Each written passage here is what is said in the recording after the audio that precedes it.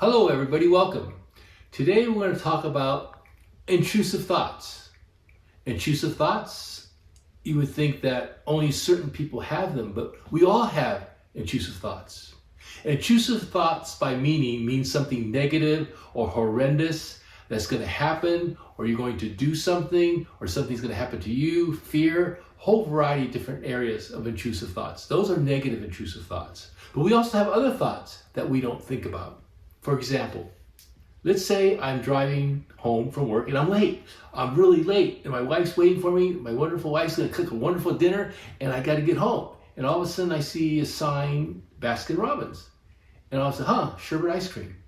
I think about it for a second, sherbet ice cream. And I think, no, I'm running late. I can't stop for sherbet ice cream. At that point in time, that was my thought of not having sherbet ice cream. But the thought that came initially was not my thought, because I wasn't even thinking about ice cream. I wasn't even thinking about anything of that nature. I just wanted to go home. So that thought came from somewhere else other than my purposeful thought. Same scenario, I'm driving home and I have plenty of time. I get off work early. Wife's cooking dinner. She says she's going to be a little late. And I said, that's fine. And so I see the sign, sherbet ice cream. And I think about it. We all like sherbet ice cream. I like sherbet ice cream. I have enough time. Maybe I'll buy some for myself and for my family. And so I stop at the store and get sherbet ice cream. Now here's the thing. That was not my thought of me creating it. But once I thought about it, I was responsible in this situation to either decide to think about it or not think about it. I chose to think about it. So therefore, the decision is, the first one, I'm running late. I'm not going to stop. The second one is that, I think sherbet ice cream would be really great. So I stop and get it. Now that same thought, that was not my thought.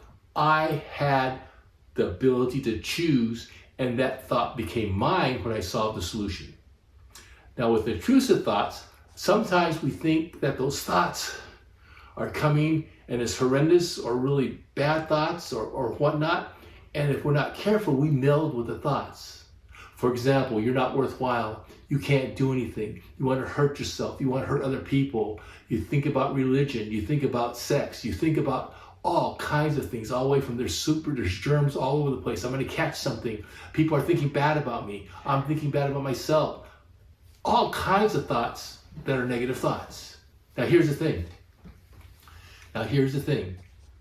With intrusive thoughts, I said everybody has them. Some may have one a day, some may not have for a couple days, but everybody has an intrusive thought sooner or later, but they don't even recognize it because it goes away. Now here's the problem with intrusive thoughts. If you have stress, anxiety, depression, PTSD, any psychological areas that you need help in, there's a stronger tendency to have intrusive thoughts. What happens is that the brain, actually from the standpoint of intrusive thoughts, at one time they were very protective.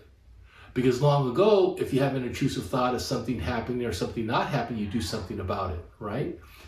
With good thoughts, they take care of themselves, so you think about it and then you go on to something else. We have pretty much between 6,200 thoughts at the minimal that I've researched, all the way to 80 to 90,000 thoughts. Some people say 60,000 thoughts a day. So now what we're looking at, of those thousands of thoughts, 75% are negative thoughts. And of those 75% that are negative thoughts, 95% of them tend to be repetitive thoughts. Wow, that's a lot. And so what do we do? What do we do when we have intrusive thoughts? The first thing to do is ask yourself, who am I? What do I stand for? What are my values? What have I done in the past? Once you identify and establish a sense of self, the intrusive thoughts stay an intrusive thought and they don't have any value and you don't have to accept them.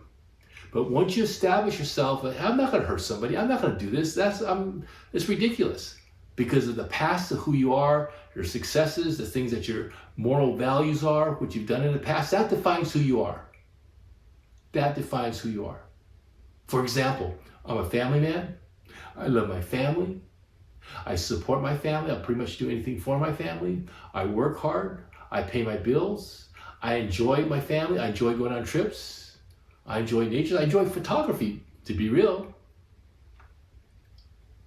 I value most of the laws in this country, if not all. Some of the laws I don't. Sometimes I go a little too fast. Ooh, when I'm driving a car. 70, 80, I don't want to say 90 miles an hour, but I have. Okay, I make that decision and I break the law or I don't break the law. Majority of them, I'll keep. My moral values, I'm not going to hurt anybody. I'm not going to hurt myself. I am a person that has these values that I uphold. If those thoughts go against your values, then that's not you. And you act upon it accordingly. So that's the first step, identifying who your core self is, and is this behavior something that you would do or not do? Well, how do I know if I'm going to do it or not do it? Very easily. Have you done this in the past? Have you actually purposely acted out, thought it out, and done it purposely? Answer most likely is no. Well, then that thought that you have is not your thought. It's just a thought that floats around. And how to get rid of them? Sometimes it's hard, sometimes it's easier for some people. One of the things to do is to don't try to stop them. Just accept this is a thought that my brain is producing from one of the lobes of my brain. My GABA neurotransmitters aren't working right and all these other things that are happening. Okay, I had the thought, but I don't own that thought. That thought is not me. Once you recognize the thought, then you can able to let it go. Now the next thing that you can do after you have that thought is to basically just let it flow through your brain and use some distraction techniques. Distraction techniques, what can they be? Well, they could be from the past, some things, maybe something you did in a trip or something you liked before that you're successful at. Or it could be in the present, things that are happening now. Man, I gotta go home and vacuum the rug. It doesn't have to be positive, by the way. That's the thing, it doesn't have to be positive. Oh, I gotta go home and wash the car. Oh my gosh. Oh, there's so many things to do at home.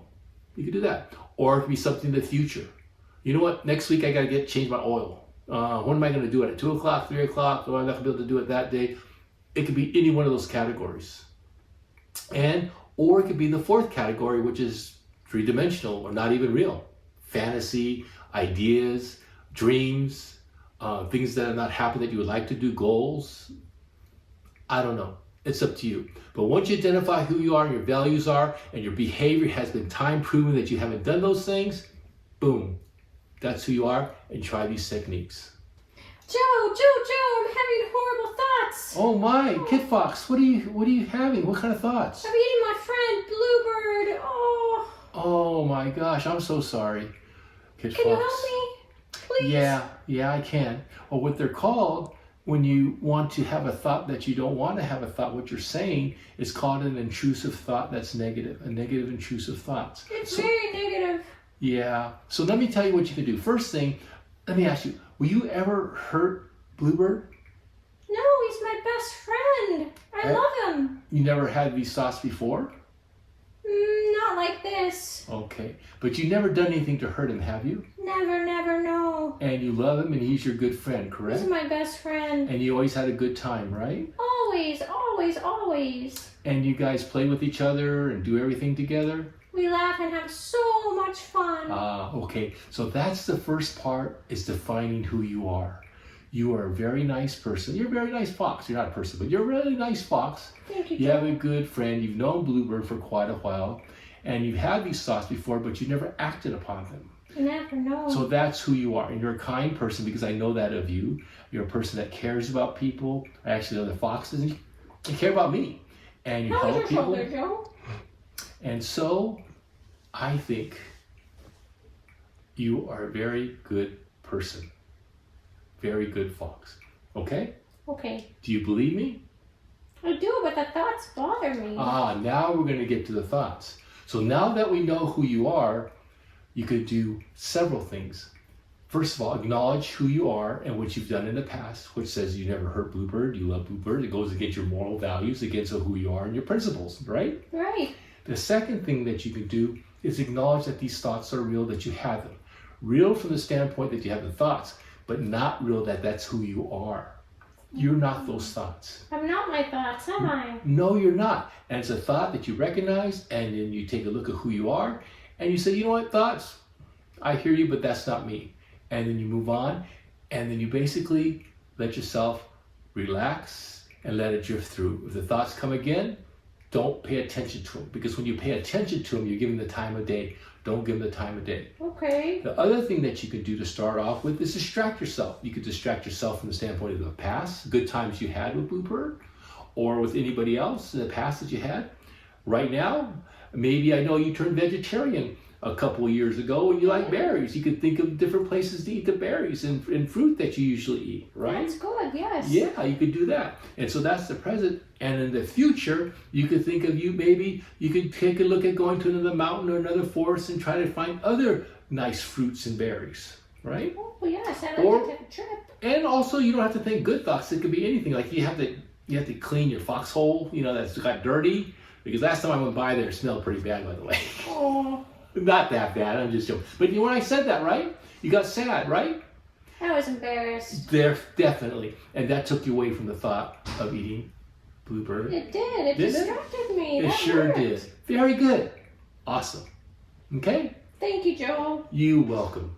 Bye-bye. Bye-bye. Have I a hope good your day. shoulder feels better. Oh, yeah. Yeah, you remember my shoulder hurting, huh? Yeah. From the last video. Are you watching all my videos? I am. Thank you. Okay. Very good, Kid Fox. Bye-bye. Take care, friend.